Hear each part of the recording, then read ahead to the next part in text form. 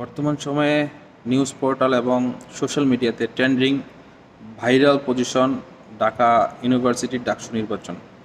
এই নির্বাচনটি কেন এত গুরুত্বপূর্ণ দেখেন, আপনারা যদি একটু অবজারভেশন করেন, এই ডাকসু নির্বাচন করে কিন্তু বিপি নুরুল হক নূর সেখান থেকে উঠে আসছে, আজকে বাংলাদেশের একটি অন্যতম বড় দলের প্রতিষ্ঠাতা।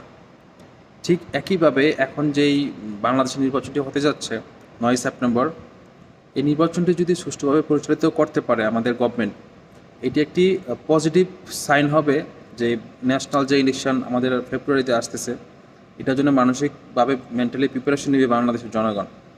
আর এখান থেকে আমি যদি পার্সোনালি একটু রিকমেন্ডেশন দেই, বাংলাদেশ জাতীয়বাদী ছাত্র দলের বিকল্প হিসাবে এখানে বিনিয়ামিন মোল্লা অর্থাৎ ছাত্র অধিকার পরিষদের পক্ষ থেকে এবং ছাত্র শিবিরের পক্ষ থেকে কিন্তু দুইজন প্রার্থী আছে। আপনারা চাইলে দুইজনের একজনকে বাছাই করতে পারেন যদি আপনারা পরবর্তী সময় উজ্জ্বল কিছু ভবিষ্যৎ চান।